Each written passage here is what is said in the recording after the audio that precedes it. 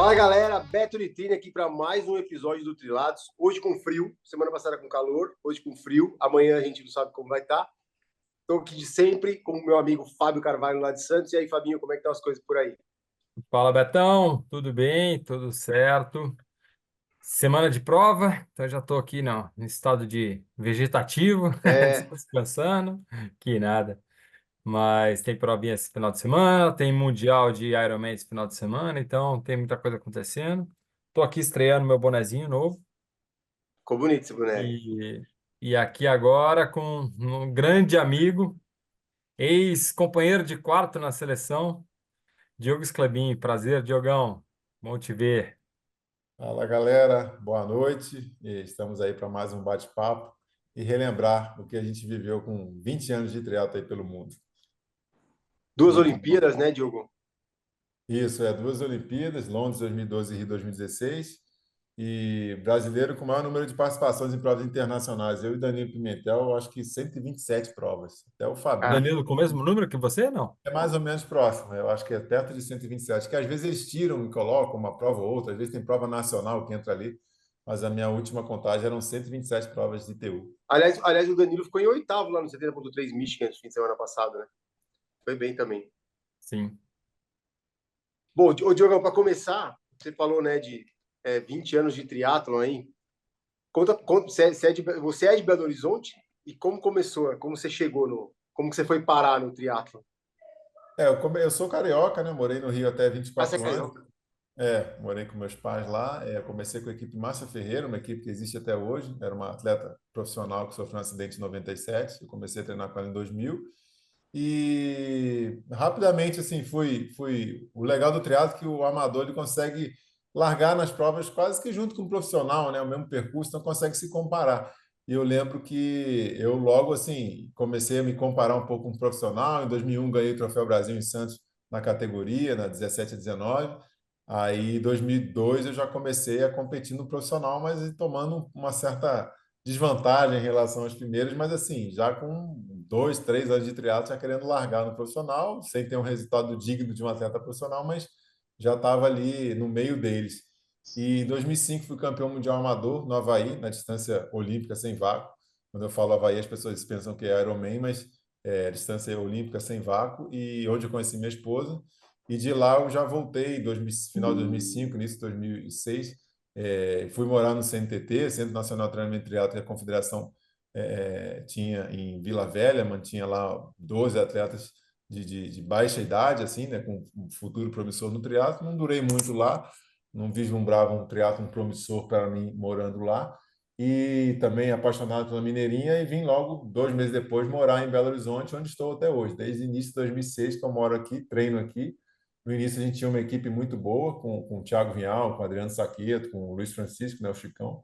A gente treinava junto com o mesmo treinador, que depois cada um passou a treinar com um treinador diferente. Eu fiquei com o Lauter praticamente nos últimos, acho que 15 anos da minha carreira treinando com o Lauter Nogueira. Ele é do Rio e eu morando já em BH já há 16, 17 anos. E durante esses últimos 15 anos aí, competindo pelo mundo afora, e agora, nesses últimos 3 anos, destinando um pouco a atenção à prova de longa distância, mas com muito sacrifício. O treino bem diferente do que eu vinha fazendo e tal. E fiz 2 Ironmans, aí tive uma miocardite, uma arritmia no coração, aí deu uma paradinha, não sei quando e se eu consigo voltar ao triatlo profissional, apesar de que há 2 dias atrás eu consegui fazer uma bela corrida no aeroporto aqui da Pampulha, de 5 quilômetros, acompanhando o Vinhal quase que até o final, correndo para baixo de 16 minutos os 5K. Então mostra que esse motor aqui de 42 anos ainda dá para o gasto. Motorzão velho tá bom. Muito Pô, bom. você falou, eu lembro que você teve que você falou, né, sobre essa miocardite que você teve nas redes sociais. Você teve que operar, Diogo? Teve que fazer Sim, cirurgia? eu fiz um procedimento chamado ablação, que é um Ah, catéter que entra pela virilha e dá uma queimada no local lá que está mandando o estímulo nervoso para o coração contrair de forma errada, né? Em alguns momentos ele bate corretamente e entre uma batida correta e outra ele dá uma fibrilada, dá uma uhum. tremidinha. Então o catéter vai lá e dá uma queimada no fusível ali que está mandando esse impulso nervoso na hora errada. Ô, Tá, Diogo, mas agora tá tudo normal. e essa anomalia no seu coração pode ter sido devido ao esporte ou mais questão genética mesmo? Talvez por eu tirar a culpa de mim, eu prefira colocar ou no Covid ou na vacina.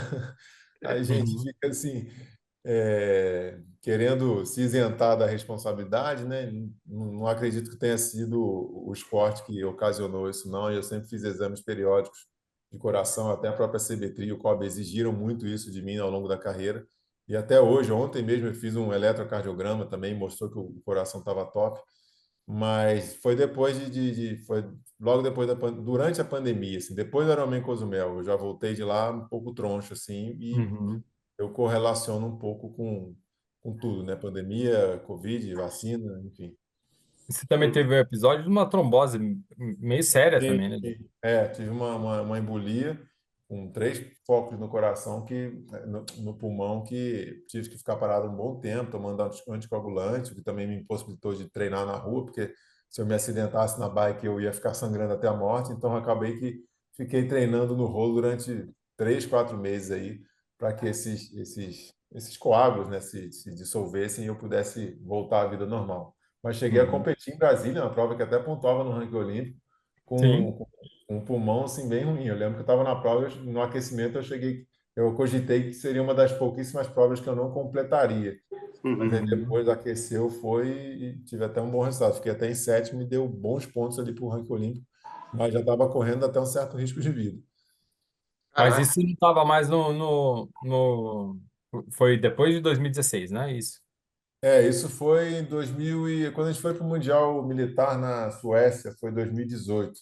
E eu vim numa Ah. batida assim, eu fiquei em terceiro em Watu, que foi o melhor resultado meu em Copa do Mundo, terceiro em Watu.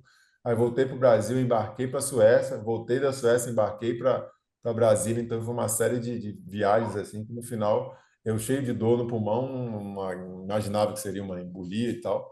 Achei que era o acúmulo de viagem, de jet lag, de fuso horário e tal, mas já era uma embolia que era para eu ficar parado mesmo. Eu tinha até, inclusive, passagem comprada e tudo marcado para Hungria de São Vários. Eu me lembro que a primeira pessoa que eu contactei foi o Milazzo da CBT, falou, não vou poder ir, e tal, a médica está querendo que eu me interne agora, que eu estou com uma embolia, não sei nem o que que é isso, e tal, mas Mas, o depois... Diogo, você estava ainda no processo de. Você estava, de repente, tentando a vaga para 2020? Sim, tava no processo. Ainda, e aí isso meio que te tirou Isso já tirou um o pouco. O foco. fato de jogar a prova para 2021 foi até bom, que me deu uma esperança. O ranking continuou pontuando, continuou em aberto. Tanto que o meu melhor resultado em Copa do Mundo na carreira foi essa terceira colocação em Matuco, o que pontuou muito para o ranking olímpico, mas que foi insuficiente, porque eu precisava de outros 5 resultados semelhantes a esse. Então, assim, eu estava numa fase até boa, muito boa, 2018, mas que no meio do ano o ano acabou e acabou quase que durante os próximos 12 meses, né? A gente ficar um pouco parado, sem treinar, cheguei a ficar internado 3 dias e tal. Até eu voltar a ter um ritmo de prova já era tarde. Aí depois insisti um pouco, cheguei a fazer camp com a CBTRI, visando pegar a vaga olímpica para o time relay em 2021. Ficamos no México 2 meses e meio. Depois fomos para Portugal tentando pegar a vaga e tal.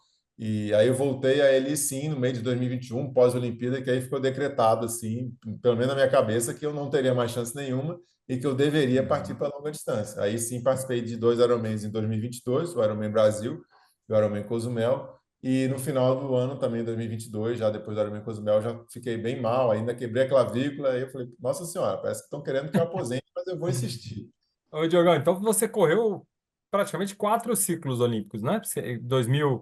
Pequim. 2008. É Não, 2008, né? 2008 2008. eu competi muito fora, assim. A primeira prova minha internacional foi Vina Del Mar, que eu até fiquei em segundo. O Danilo Pimentel ganhou a primeira prova nossa e no profissional, assim. Foi 2006, janeiro, logo de 2006, ele ganhou, eu fiquei em segundo. E ali a gente já começou uma carreira internacional. Copa do Mundo em 2007 eu já fiz algumas, 2008 também, eu fiz evento teste em Pequim, mas ainda estávamos longe de uma performance de pensar em pontuação olímpica e tal. Na época Uhum. era o Reinaldo, o Leandro, o Juraci, que eram os atletas que estavam pontuando bem lá fora com chances olímpicas. A gente ainda era uma nova geração ali começando um trabalho no CNTT, mas que também não foi muito para frente. A turma acabou se espalhando. Mas esses primeiros anos seu de circuito mundial, né? Já te deu uma certa bagagem, porque eu me lembro quando a gente entrou, você já em 2008, né? Já começou a correr e tal, e eu entrei no circuito em 2010. Você já tinha uma boa bagagem e você sempre foi um cara muito tático, né? Você sempre prestou muita atenção na regra, o formato de pontuação, quais provas pontuavam mais, os bons start list para, né, sempre ter uma boa pontuação no ranking olímpico. Conta pra gente Isso, de eu, onde uma vez, surgiu essa eu parte sua. conversei uma vez no aeroporto com o Brad Calefeld, que era o australiano que ganhava tudo há 20 anos atrás. Eu falei, o que você me sugere? Eu estou começando no circuito, você está aí no seu auge e tal. Pessoal, tenta participar o maior número possível de provas e estude o ranking e tal. E eu acho que eu fiz o para casa certinho, assim.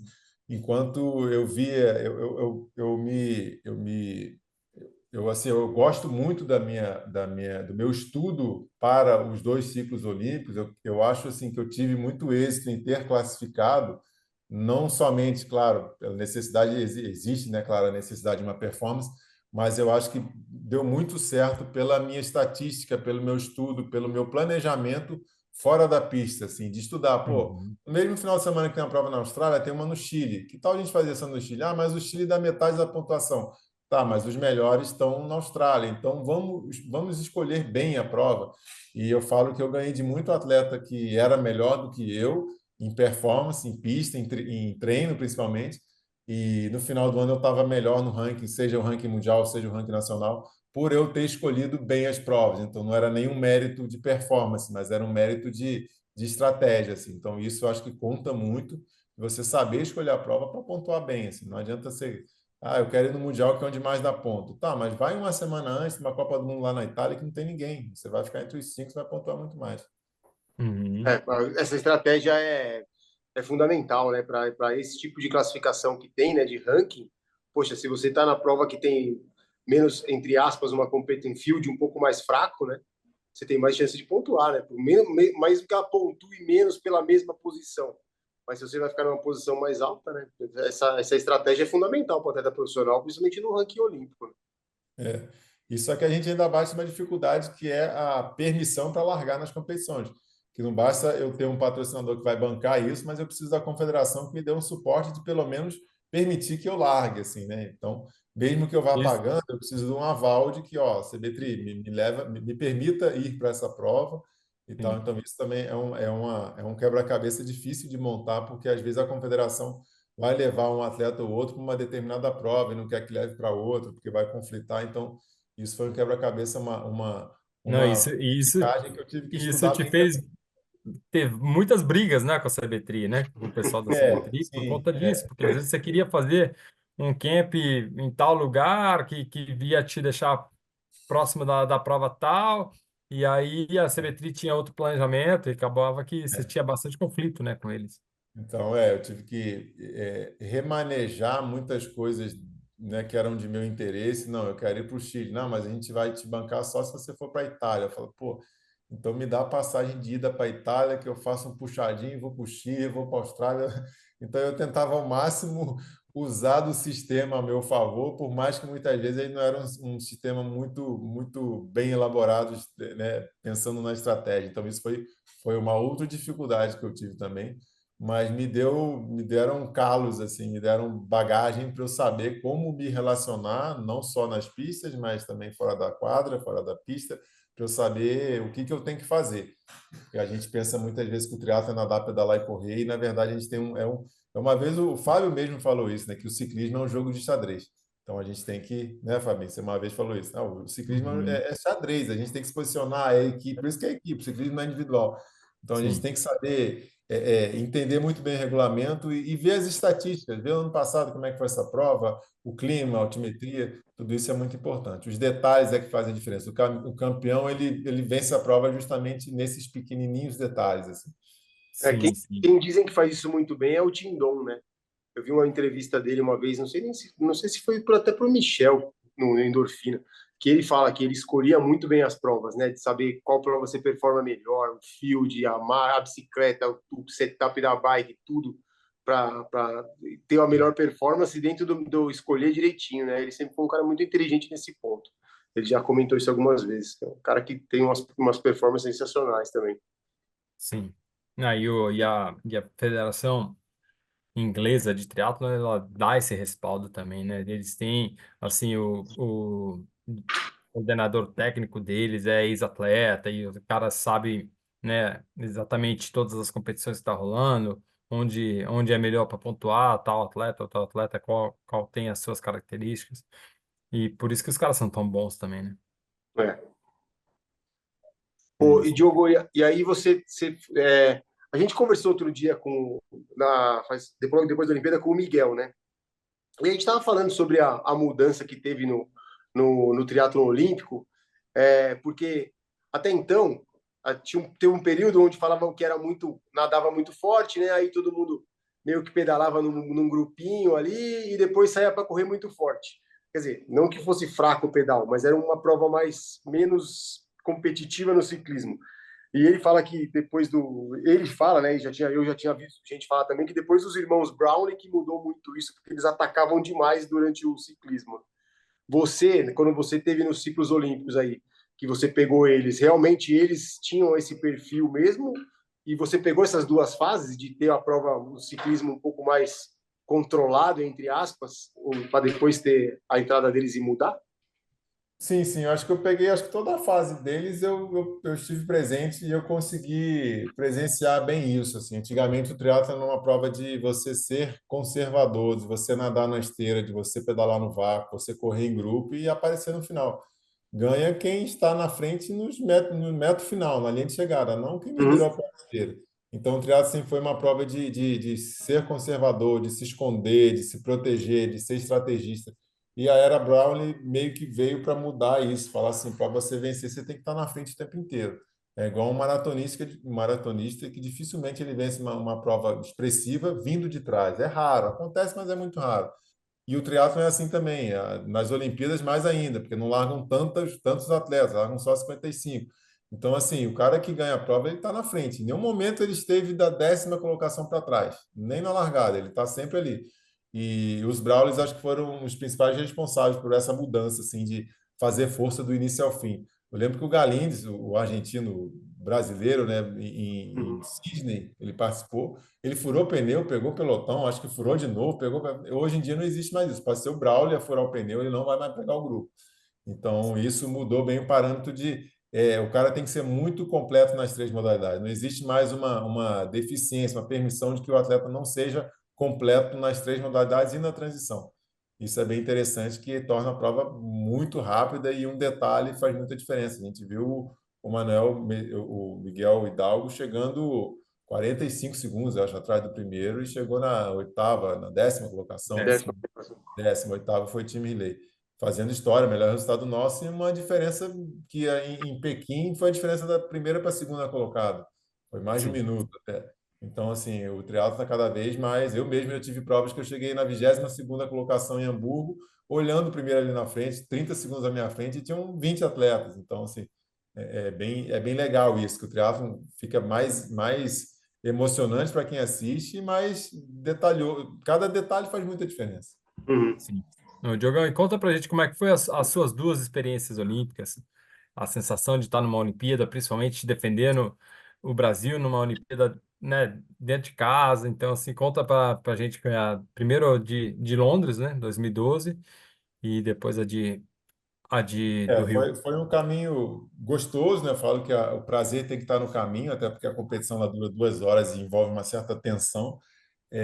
Então o caminho foi prazeroso, foi assim também difícil, porque por mais que o atleta ele abra a vaga para o país, essa vaga a confederação, e não é só a nossa, não é só a CBT, a confederação de cada país define quem vai ocupar essa vaga. Geralmente se tem um critério pré-definido e pode ser o ranking, pode ser o melhor na última competição ali, teste, alvo para a prova.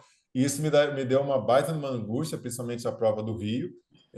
porque eu abri a vaga olímpica para o Brasil na Olimpíada do Rio, mas as últimas competições o Danilo Pimentel estava apresentando resultados melhores que os meus, não que o dele fosse muito bom e o meu ruim, mas ele estava ficando em 20º e eu 23º. Ele fiquei em 18º e eu fiquei em 20º. E foram meio que 3 ou quase 4 provas seguidas, assim, principalmente na Olimpíada do Rio, sim. Então eu estava um pouco angustiado, assim, na reunião definirem a vaga para ser ocupada por ele, E mas até porque você era meio que a ovelha negra da, a da, Ovelha da Negra e o Danilo federação, fazia e o parte do Diogo e o projeto, né? Danilo Então, era assim, tá tudo para o colocar em outro que querido. não fosse eu, né? Mas, não sei se por sorte ou por mérito ou por merecimento, todas as vagas que eu lembro até hoje do Brasil em Jogos Olímpicos foram ocupadas pelos atletas que abriram as vagas e pelos atletas que estavam mais bem ranqueados no ranking olímpico.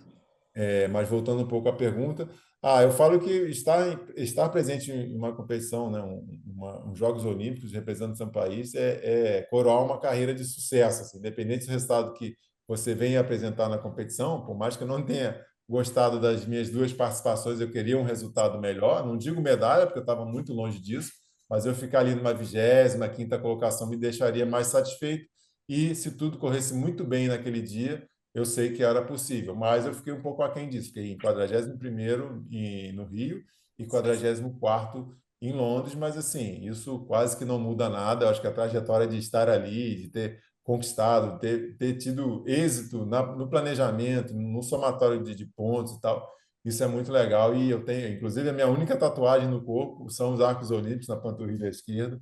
Então, assim, é uma coisa que eu muitas vezes eu falo assim, não, é a fase mais legal da minha vida é ter participado dos Jogos Olímpicos. Por mais que seja muito breve, eu nem cheguei a dormir na Vila em Londres. Eu acho que o espírito olímpico, o lance de você ser atleta profissional e conseguir estar lá é bem, bem, bem emocionante. Mas em Londres, vocês ficaram hospedados onde? A gente ficou em frente ao Hyde Park, num hotel lá.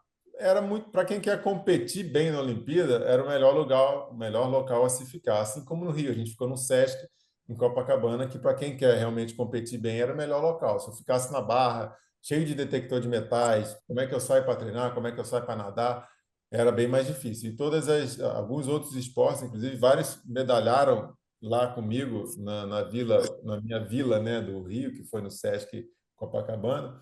Foi a maratona aquática, né, com a Poliana Kumoto, que ganhou o bronze. Foi os meninos lá do vôlei de praia também estavam lá, o da canoagem lá, o Isaquias, e tinha mais uma modalidade, só o triatlo que não deu medalha dessa vila. Eram, acho que, 5 esportes nessa vila, nesse hotel do Sesc, e todos eles medalharam na Olimpíada do Rio. Então foi uma vila bacana, assim, de poucos atletas, acho que éramos 15 ou 16, mas todo mundo muito voltado para a prova. E depois, na Olimpíada do Rio, eu pude dormir na vila e da vila seguir para o encerramento e encerramento e encerrar a carreira olímpica. Não, mas o Miguel falou, né, que lá em Paris, agora mesmo, os franceses também não estavam na vila, e a vila era longe, né? Era longe para É, nadar, era longe para pedalar, era longe para treinar, Ele era tava difícil, né? reclamou dessa logística toda que você Né? comentou, que é. é o Quem acesso tá, de ida e vinda é muito difícil e acabou atrapalhando um pouco a vila é na muito interessante preparação. de ficar depois da sua competição, só que muitas vezes a nossa credencial ela é quase que invalidada depois que acaba essa competição, porque a Olimpíada não cabem todos os atletas juntos na vila. Então, enquanto a Uhum. galera do vôlei sai, entra da natação, quando sai, entra do atletismo, não cabe todo mundo ao mesmo tempo. Então, o triatlon, como é um esporte de praticamente um dia só, a gente tem direito a credencial, a entrar no metrô de graça durante um período muito curto, né? Então, isso é difícil. Eu lembro que na Olimpíada de Londres, eu estava treinando em Portugal no último mês, até sozinho, e a abertura era, acho que uma semana antes da minha competição. Aí eu até falei para a Confederação Brasileira de Triatlo, assim, ó, eu só preciso da credencial e da roupa. Eu quero ir para a abertura e eu vou pagar minha passagem e uma possível hospedagem. Para eu dormir lá e participar da abertura, volto para Lisboa, para Rio Maior, continuo treinando e vou para minha competição uma semana depois. Aí a Confederação falou assim, a gente não vai nem passar isso para o COB. Você não vai para a abertura. Aí eu falei, puxa vida, a competição da minha vida, doido para ir na abertura, não posso ir e tal. Mas depois eu até entendi porque realmente eu ia me desgastar fisicamente com a abertura, por mais que ela fosse impactante na minha vida, ela poderia Sim, atrapalhar um pouco a minha performance. sim. Diogão, e a tua, vamos colocar a tua prova, sei lá, a tua melhor prova que você já fez na vida. Qual você considera? Não sei se seria a melhor prova, mas seria a prova que mais eu tenho uma recordação boa, que seria a terceira colocação numa Copa do Mundo, que foi o Atuco 2018.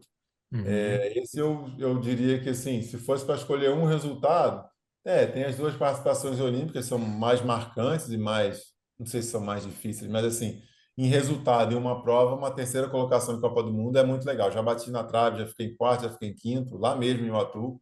E dessa vez, por ter conseguido escapar um pouco na bike no finalzinho, por ter conseguido sair para correr, não escapado, mas entre os primeiros daquele grande grupo na bike, que lá geralmente forma um grande grupo, isso me rendeu alguns segundinhos. Eu tenho uma dificuldade, o Fabinho sabe muito bem disso, os primeiros quilômetros meus são É, muito lentos. eu ia Então, falar para você. quando eu saio para correr com um pelote de 50 pessoas, no quilômetro 1, numa prova de 10K de corrida, no quilômetro 1 eu estou lá na 50ª colocação e a 10 segundos do 49. Então, quem está torcendo para mim fica desesperado. Pô, tem 50, você vai ser logo o último. Mas aí, a cada quilômetro, eu vou pegando uma galera. Eu não vou pegar o primeiro, mas a cada volta eu pego de 5 a 10 atletas. Então, chega na quarta volta, eu estou ali em 15º. Nossa, mas você passou o quilômetro 1 em 48º. Mas a galera saiu muito mais forte do que deveria e eu saí mais lento do que deveria, né? Digamos assim, eu saí para E o 3 e Diogo, é impressionante, Betão, que ele vinha, as parciais dele era progressiva. Todo mundo faz regressiva. A primeira volta mais forte, tá? Depois vai quebrando. E a do Diogo, não. A última volta era sempre a mais forte. eu assim, para quem está torcendo é meio angustiante, porque começa muito lento, parece que ficou amarrado lá na transição com alguma coisa, mas é porque o meu primeiro quilômetro é difícil. E essa prova de Valtuca eu consegui sair na frente. Não que eu tenha ficado entre os três a prova inteira, eu cheguei a estar lá para décimo no meio da prova, mas na rabeta do grande grupo. E lá tem um sobe e descezinho, pequeno, mas tem, e na corrida. E aí eu me lembro que no final eu dei uma acelerada já na descida, consegui abrir. Eu sei que eu cheguei, eu fiz talvez a 10ª corrida em tempo líquido de prova de 5K, mas eu fiquei na terceira colocação e logo atrás de mim chegaram uns 5 atletas assim, embolados, um atrás do outro. Então, se eu não tivesse feito essa escapadinha no final da bike, uma boa transição, eu certamente não teria pego medalha, que foi o meu melhor resultado até hoje, assim. Então, é legal aqueles detalhes fazendo a diferença na prova de triatlo. Betão, eu e o Diogo, a gente já teve algumas disputas bem legais, assim. Mas esse filho da mãe conseguiu me levar todos os sprints, cara. Todos os sprints. Que as Cara, o pernas muito sprint, compridas. o A perna sprint muito dele é muito comprida. forte. É Sprint, perna que assim, não acaba mais, pô. as pessoas perguntam qual é a sua melhor modalidade. Eu falo, as três são ruins, nenhuma é boa, as três são regulares, mas o meu sprint final é muito bom. Dificilmente eu perco no sprint final. Às vezes que eu perdi foi por algum vacilo meu, assim, ou ficar muito confiante e acabar perdendo de bobeira. Assim. Já perdi alguns, já perdi que eu lembro 4 sprints assim que eu perdi, que foram marcantes na minha vida. Um foi para o Marcola, Marcos Vinícius Fernandes, lá e era uma decisão, era uma colocação importante, que era uma terceira colocação. O Eu Reinaldo lembro. passou ele e foi embora. O Queiroga passou ele e foi embora. Na minha vez de passar, em vez de passar forte, eu levei ele para o sprint, aí ele acabou sprintando e me venceu. Eu não fiz a curva tão bem. A outra foi um italiano, no Fast Triathlon, que até o Fabinho estava junto também, em Arraial do Cabo. E outro foi para o Yuri, uma das últimas etapas de Sesc Tramandaí que a gente fez, que eu também estava bem convicto de que eu venceria, porque eu quase nunca perco no sprint. Ele abriu, foi embora, e eu quase que eu falei, ô, respeita a minha história, volta aqui. E ganhou bonito. Muito bom. Ô, Diogão, e o que que você está fazendo hoje? O que que é o Diogo? Hoje eu tô Duas treinando. vezes olímpico, anda Hoje eu fazendo treino duas uma vezes hoje. galerinha, tenho alguns alunos de planilha online, né? Estou numa assessoria chamada Bora. Eu cuido da galera do triatlo dessa assessoria, então tem alguns alunos de planilha meus que não estão diretamente com a Bora e alguns alunos da Bora. Eu dou de 2 a 3 aulas de personal por dia, pessoas, né, que moram no meu condomínio ou próximas a mim. Trabalho numa empresa chamada X3M, que é quem organiza algumas competições de corrida e de triatlo pelo Brasil. Todas as etapas de X-Terra no Brasil, nós que organizamos. A etapa de Uphill, que é a corrida na montanha, na subida. E agora circuito Desbrava Centauro, que são corridas de 5 e 10 quilômetros pelas cidades, que a gente organiza também. E cuido de 3 filhos, que é o maior trabalho, que é a molecadinha aqui de 7 anos, 10 e 12. Cuido levando eles para a escola, treinando. A gente tem uma área de lazer muito boa, então eu consigo praticar atividade física e monitorá-los e eles também treinarem junto comigo. A gente sai muito junto para treinar. Virei sócio do Minas Náutico, então a gente consegue treinar muito lá também. Então, é uma vida um pouco sossegada em casa, consigo, né, trabalhar em casa, os alunos meus são aqui próximos a mim também, no meu condomínio próximo, e os treinos eu já saio treinando de casa, né, seja natação no prédio ou no Minas. Então, é uma vida sossegada em Nova Lima, que é praticamente Belo Horizonte, que a gente precisa de poucas vezes usar o carro, a gente não é de andar muito para longe, como em São Paulo e tal. Então, isso é uma Uhum. qualidade de vida muito boa na minha vida hoje em dia, aqui na minha família. E a gente vai ver o Diogo de novo competindo no Então, profissional, vai virar amador. eu estou numa fase, hoje eu até estou um pouco mais entendido da minha situação, mas eu durante um bom tempo eu ficava bem até emocionado, assim, até agora nos Jogos Olímpicos, vendo as competições rolando e tal, de não ter uma. Até preciso conversar depois com o Fabinho bastante em off, que ele já está bem decretada a aposentadoria dele, né? Porque eu sinto um certo, não sei se é um saudosismo, mas é uma mistura de lamentação, de vontade de chorar, que muitas vezes até acabo chorando mesmo, de falar, cara, eu sou atleta, eu fui atleta a vida inteira, o meu ganha-pão é isso, e não é somente em relação ao sustento meu e da família, mas é o meu propósito de vida, é o meu prazer, o que que eu quero fazer da vida. Anota no papel, como se você não precisasse de dinheiro para viver, o que que você busca na sua vida.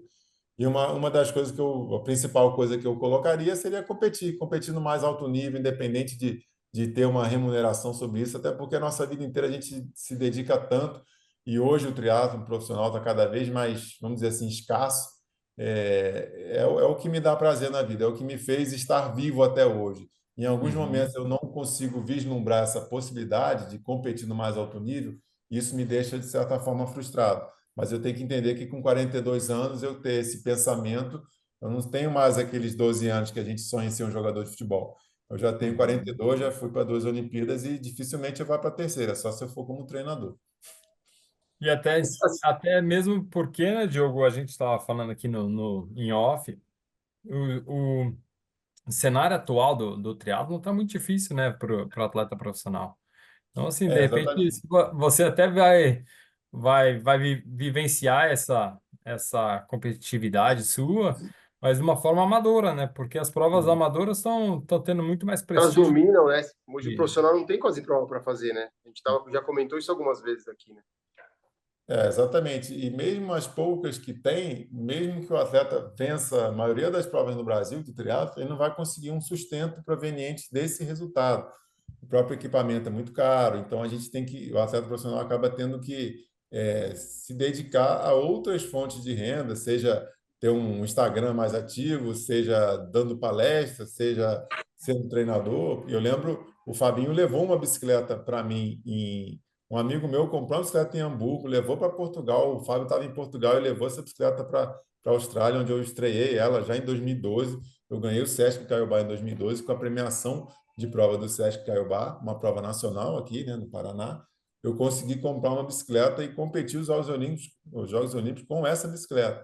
Então, assim, imagina hoje uma prova nacional conseguir rentabilizar o atleta campeão algo referente a uma bicicleta de nível olímpico. Então, o atleta teria que ganhar no brasileiro R$ 100.000. E na época, né, para comprar uma bicicleta dessa. Então, hoje, o atleta que ganha todas as provas do circuito nacional, seja Sesc, seja, porra, o que tiver de prova aí, ele não vai conseguir ter um sustento proveniente disso. Ele É. vai ter. Não, alguém me falou, né? A premiação do SESC está boa, acho que R$ 12.000, algo assim. Falei, cara, boa, assim, em 2007 ou 2008 eu ganhei lá e era essa a premiação. Eu ganhei E 3 assim, vezes tá, lá tá a e. mesma premiação desde 2008. Mas Mas isso é quando geral no mundo, né? Se você for pensar que a premiação de Kona também é $120 mil, há quantos anos? Desde Também. 2000. Então, quanto que aumentou? Quanto que agora tem duas provas ainda, hein? Tem o masculino e o feminino. Em locais separados tem o dobro de atletas, o dobro do ganho, e o atleta profissional continua ganhando a mesma coisa, Desde né? 2000. É complicado também, né? O mercado cresceu, não tanto, né? Porque, claro, ainda é um mercado de nicho, mas as empresas organizadoras, principalmente do Ironman, principalmente, que tem um valor aí para poder, que poderia aumentar, não aumenta. Você vê até o ano passado o Joe Skipper lá, quando ele falou de Kona, o ano retrasado, ele falou: eu não vou, porque se para eu ir, eu tenho que ficar em terceiro. Se eu não ficar em terceiro, eu não vou pagar para trabalhar. É Sim. complicado, né? É um esporte que a gente ama, mas se você quiser ganhar dinheiro mesmo, não entre nele. Vai pro tênis. É. Mas assim, mas eu acho que a gente tem no momento, assim, né? A gente até tem uma perspectiva boa com os atletas olímpicos, né? Né, que a gente tem visto agora, a longa distância mesmo, ela tem voltado para o amador, né? Você vê mesmo os próprios profissionais, os caras que estavam no profissional aí, que teriam condição, que é o caso do Felipe Santos, assim, né? Que é um cara que estava super bem, ele decidiu, por uma decisão profissional, se ficar no amador, porque profissionalmente para ele é melhor. Que aí ele tem mais aluno, ele performa nas provas, consegue fazer mais dinheiro, consegue captar mais dinheiro sendo um amador do que profissional. Ele mesmo já falou com a gente aqui isso, e não está errado ele, né? Sim. Então é isso. Assim, profissionalmente é melhor ser amador. É meio contraditório, mas a verdade é essa, né? E a própria organização de provas de longa distância no Brasil não tem a categoria Pro, né? Então meio que te obriga a ir para. Se eu quiser largar no Ironman, é só Ironman, não tem nenhum outro meio Iron que eu possa largar. Então isso também já me.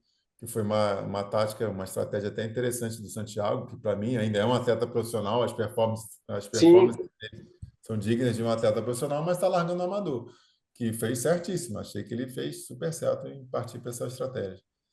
né? Diogão, e o que você acha dessa atual safra, né, de atletas vindo aí com Messias, com Miguel e agora, não sei se você viu esse Vinícius Santana vindo aí também com Antônio Bravo. O que você acha dessa galera? Tem as meninas também, né? Tem a Você é um Jennifer, tem cara a que Vitória. estuda bem, estuda bem. O Brasil tem uma turma muito boa hoje no profissional. A minha lamentação é que essa turma é muito pequena, né? A gente tem os atletas olímpicos nossos ali e tem os suplentes que estão logo abaixo, que também são dois ou três por sexo, e a gente não vê uma sexta colocação de um brasileiro sendo ocupada por um atleta, às vezes, que realmente é digno de uma premiação, digamos assim. Então, isso, a gente tem ali cinco, seis atletas muito bons, mas depois a gente não tem um start list com 10 atletas realmente profissionais. Isso é um pouco ruim. É legal que a gente tenha um número muito grande. É legal que, se o Manuel Messias quebrar, que ele fique em 18º e não em sexto, no máximo. Se ele andar na prova, talvez ele fique em sexto. Então, isso é ruim. Tem um número muito pequeno, muito restrito. Mas acho que muito por essa condição de o triatlo não conseguir prover o sustento para o atleta profissional que o pratica. Então, acho que essa é a grande dificuldade. Boa. Acho que a gente tem um, assim, e acho que a falta de provas também no Brasil pro profissional acaba fazendo com que muito, que é o que fez o Miguel e a Jennifer, né, que é ficar fora do Brasil treinando e competindo, porque eu acho que para esse nível que eles estão, não dá para ficar aqui. É o que você falou, É, quebrar e ficar em sexto, tem que ir para é, fora e competir fora, arrumar um apoio para ir para fora para conseguir competir no melhor nível possível, né? Senão também não. é. E isso é uma coisa que eu sempre sugiro para as pessoas que querem ser atletas profissionais. Falam, vai para fora. Não é nem pelo fato de estar treinando com pessoas, né, de alto nível, mas também para estar competindo todo final de semana com a No final de galera de semana. alto nível. Porque muitas vezes, eu e Fábio, a gente já conversou muito sobre isso, às vezes alguém fala assim, você viu fulaninho? Pô, ele é muito bom, ganhou a Sub-23. Eu falo assim, pô, mas quem é que estava na Sub? Às vezes não tinha ninguém. Vai ganhar o Mundial Sub-23, vai participar do Mundial Sub-23. Às vezes os melhores do mundo são até Sub-23.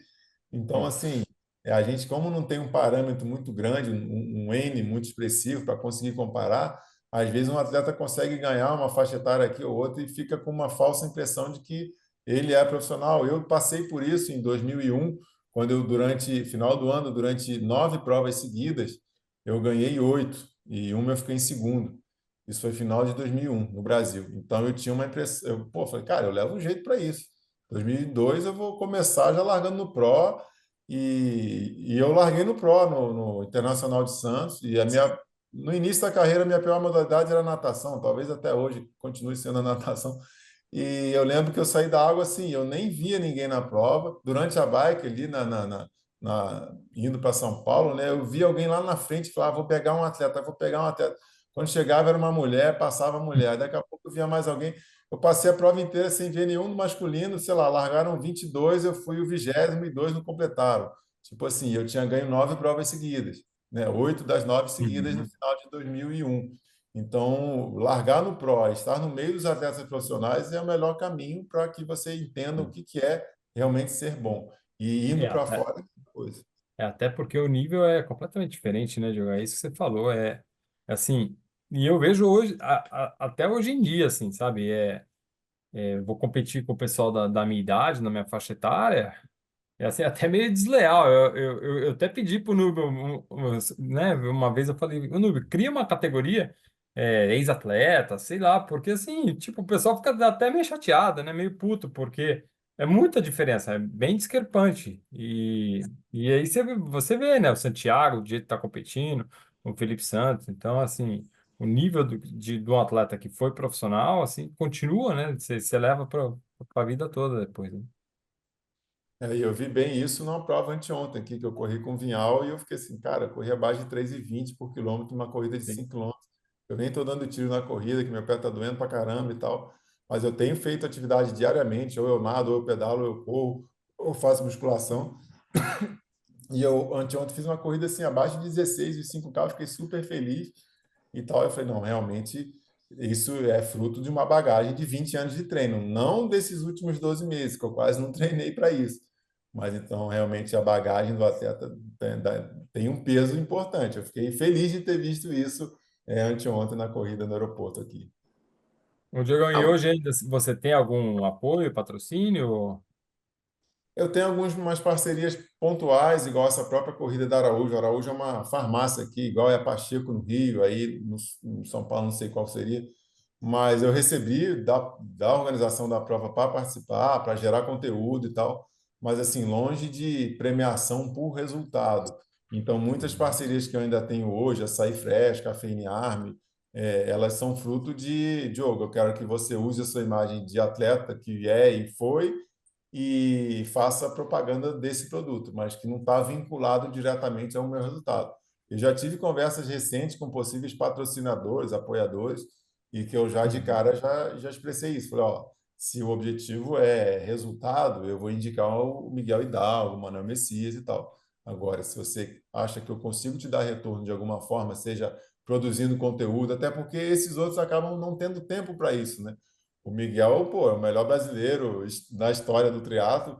O Manuel Messias também, mas você vê que o Instagram deles, esse apelo de propaganda não é tão grande. Eles não conseguem, não tem tempo para isso. E aí O Miguel ainda tem alguém que faça por ele e tal, você vê que tem, né, um certo conteúdo é. ali, mas o Manuel, Teria que ter assim, mais, né? Teria que ter posta mais. quando dá e É, olha lá. é, é. então eu acabo alguns trabalhos tendo um retorno financeiro de propaganda de produtos ou outros, mas não assim, já não tem nenhum, se eu for competir, já não tem nenhum nome expressivo que eu tenho que colocar no macaquinho, sabe? Não é uma coisa mais assim. Eu tenho mais é que entregar uma postagem ou outra vinculando um produto novo, tal, tal, tal. Mas não tem mais aquele espaço na roupa que era o mais caro que a gente vendia há 10 anos atrás. Bom Muito demais. bom. O que você Beleza. mais sente falta, Diogão, agora que você está meio paradão da época que você estava em forma mesmo e competindo? O que eu mais sinto falta? De viver por conta de um propósito que é melhorar. Quando a gente é atleta profissional, eu treinava pouco, né, Fábio? Fábio sabe que eu não tinha um volume muito específico de treino, mas vamos falar ali que eu ficava em torno de 20 horas, enquanto os outros ficavam muito em torno de 30 horas. mas por mais que sejam só 20 horas na semana, acaba que a semana inteira, a vida inteira é focado só nisso. A gente só pensa nisso. E hoje eu tenho tanta coisa a fazer que até as noites de sono muitas vezes são atrapalhadas. Eu Sim. não durmo mais à tarde como eu dormia para treinar bem no turno da tarde e tal. Não que eu me queixe disso, mas a cabeça gira mais acelerada e sem tempo para realmente descansar e estar sem o celular por perto e curtir o momento e descansar e focar num pedal de 100K que você não vai pegar o celular porque você tem que fazer 100K. Hoje, se eu saio para pedalar na terra durante 2 horas, eu pego o celular toda hora porque tem mensagem de aluno, tem isso, tem aquilo outro. Então, viver 100% por conta disso e ter Uhum. como único objetivo melhorar a performance é algo que eu tenho muita saudade, assim. É. É que Eu hoje, sinto, eu é que sinto hoje falta como dos camp, é, das viagens, das competições, assim, eu sinto falta. Não tanto de competir, assim, mas mais a viagem, a pegada ali da gente ficar focado só em treinar e tal. Isso aí eu sinto muita falta. A competição, eu tenho saudade, eu vejo as competições, né? Às vezes eu narro competições aqui de Copa do Mundo, etapa de Mundial. Eu tenho, desculpa, eu tenho saudade, mas assim, eu sei o quanto eu tenho que fazer de esforço para estar ali. Então dá uma certa, não é preguiça, mas eu falo assim, cara, eu não consigo estar ali, assim, pra eu estar ali, igual na Olimpíada, o povo fala, você assistiu a Olimpíada, você queria estar lá, eu falo, cara, eu queria estar na Vila, eu queria estar assistindo, mas eu queria estar na competição.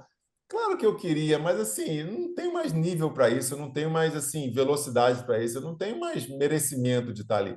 Mas esse lance de estar na Vila, de estar assistindo tudo mais e das viagens que eu fiz e com a companhia do Fabinho, que acho que uma coisa que foi muito legal nessas 120 provas internacionais é que a gente sempre tinha uma companhia boa. Foram poucas as que eu fui sozinho, algumas eu fui pagando 100%, aí eu ia sozinho lá para o Canadá, para Edmonton, um frio danado, dormindo num quarto de universitário que estava de folga, de férias, enfim. Mas a maioria a gente tomava um sorvetinho depois da viagem, dava um rolê na cidade, tomava um café, Nosso chazinho da noite, né, Diego? chazinho da noite. Então, isso era muito bom, assim. E muitas vezes a gente até não passeava tanto na cidade. Eu fui 10 vezes para Hamburgo, eu competi 10 vezes em Hamburgo. Meu filho nasceu, eu estava lá. A maioria dos aniversários deles eu perdi porque eu estava lá. Mas essa curtição de você tomar, às vezes, um cafezão da manhã no hotel top, assim, e não ter hora para acabar, por mais que o Sérgio Santos enchesse o saco da gente para estar 8h01 no café e não 8h10, a gente conseguia chegar às 8h30 e ficar lá até 9h30 e tal essa, essa, essa, essa viagem, essa curtição era muito legal. Isso eu sinto saudade, assim, dos camps na Austrália, na Suíça, em todos os países, em todos os 36 países que eu fui. Isso eu tenho uma saudade. Eu falo assim, pô, nunca mais vou voltar para aquela cidade de Kitzbühel, lá no meio do nada, no meio de uma estação de esqui, para passear com a família. Primeiro que a passagem é muito cara e segundo que hoje com os filhos pequenos não Não é um permite. destino turístico, né?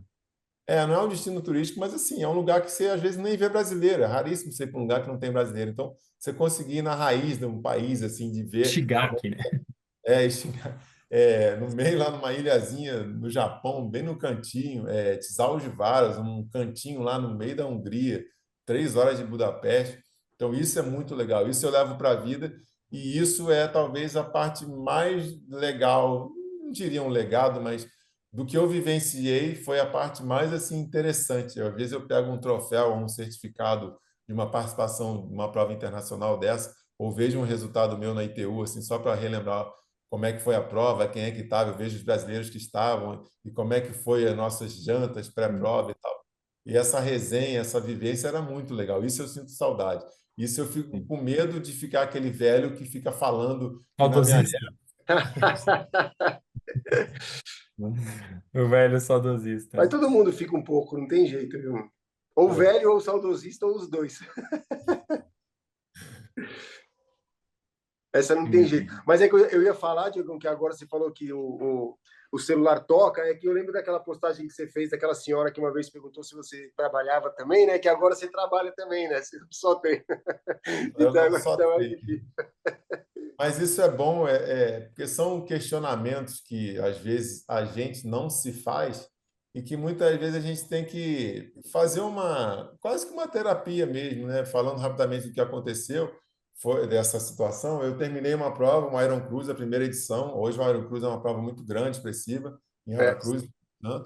eu terminei a prova e venci, e eu fui direto pegar o celular da chefe da prova, né, para fazer uma live da competição, e eu tinha acabado de vencer a prova. Então, eu peguei o celular, entrei ao vivo e comecei, aqui vem o Vini Saraiva chegando na segunda colocação, aqui vem o terceiro, o Rogério de Paulo, e entrevistando a galera no meio da rua e tal, numa cidade pequena, Aracruz, né? E uma senhorinha perguntou, mas você ganhou, mas você só faz isso? Eu falei, essa é a minha profissão. Então, mas você não trabalha, não? E isso faz aquela resgatar também um pouco do significado. O que é o seu trabalho? Porque eu respondi na hora que meu trabalho é treinar para competir e vencer. Mas não é basicamente isso. Vencer é importante para mim, mas para quem está me patrocinando, vencer é importante por quê? Aí eu tenho que saber explicar isso até para eu vender meu peixe. Não, eu vencendo, eu vou estar na mídia, o Jô Soares vai me chamar para fazer uma entrevista, eu vou para o Faustão, eu vou. E isso vai fazer com que os meus patrocinadores apareçam e eles tenham um retorno de mídia em relação a isso. Então, muitas vezes é legal esse tipo de pergunta. Uma vez um caixa do supermercado me perguntou isso. Mas você ganha dinheiro com o quê? Eu falei que eu era atleta profissional e que eu treino para competir e vencer uma prova de triatlo. Mas aí, você ganhando, ganha o quê? Eu falei, dá uma premiação. Aí, mas e o patrocínio? Aí ele ficou me questionando e eu achei interessante porque você, às vezes, é tão natural na sua vida, você está tão presente fazendo rotineiramente aquele movimento e que às vezes você não sabe por que você está fazendo aquilo. Porque todo mundo faz? Não, porque o sentido de chegar lá é fazer isso. E por isso que eu tenho que chegar no patrocinador e falar, e a gente, atleta, muitas vezes a gente chega no patrocinador e fala, ganhei, Fabinho ganhou 17 vezes a etapa de Troféu Brasil. Tá, mas o que isso representa? Você apareceu na Veja quantas vezes? Você apareceu no Jornal Nacional da Globo quantas vezes? Então É. é isso que o patrocinador quer saber muitas vezes. O que você dá de retorno de mídia, não necessariamente o que você venceu. Hoje em dia é um pouco mais fácil, né? É, Muito com as redes sociais, tem muito mais engajamento. Então, o patrocinador já consegue visualizar ali, né, com dois cliques, o que que você gera de conteúdo, o que que você gera de de retorno. de certo modo, é um pouco mais fácil. Antes a gente tinha que bater no jornal, né, Diogo? Eu brinco, porque assim, você fala, pô, tem que fazer, tem que postar. Cara, antes a gente ia atrás da mídia, a gente não, era a mesma coisa, só que a gente ia, batia no jornal, batia na televisão. Cara, eu competi aqui, eu preciso, né, aparecer, preciso dar retorno para os meus patrocinadores. Então, hoje, de certa forma, é um pouco mais fácil, mas ainda exige bastante dos atletas. É isso aí. É isso, Fabinho? É isso, Diogão? Tem mais alguma coisa para a gente falar? Eu acho que é isso aí. Tá ficando tarde, os meninos daqui a pouco têm que jantar, todo mundo aqui tem filho para cuidar, né? Um já apareceu aqui. Aliás, só tem homem aqui, né? Eu tenho três Três, eu homens. tenho dois, Fabinho tem dois, caraca, só tem moleque. Ave Maria, Muito bom. Agora o tá cachorro fácil. também. Diogão, prazer te ver. Uma alegria imensa te ter aqui como convidado. Manda um beijo para a Paty, para as crianças aí. Vamos Boa. combinar alguma provinha, algum camp entre família agora. Bora. Eu preciso fazer um bike fit, pô. Vou Bora. passando fazer um bike fit. Vem sim. Valeu, eu que agradeço. É sempre bom relembrar e falar de triatlo, ainda mais com um parceiro que viajou tanto comigo. Legal. Bom, pessoal, é isso aí. Os nossos, para encerrar os nossos recados de sempre, segue a gente lá no @trilados, no canal do YouTube, segue o Diogo lá também no @Diogo Sclebin, Fabinho no Sub 8 lá também. Então, manda para a gente pauta, sugestão, crítica. A gente está aqui sempre para fazer isso aqui da melhor forma possível para vocês, do que vocês quiserem. Beleza? Valeu, pessoal. Até a próxima.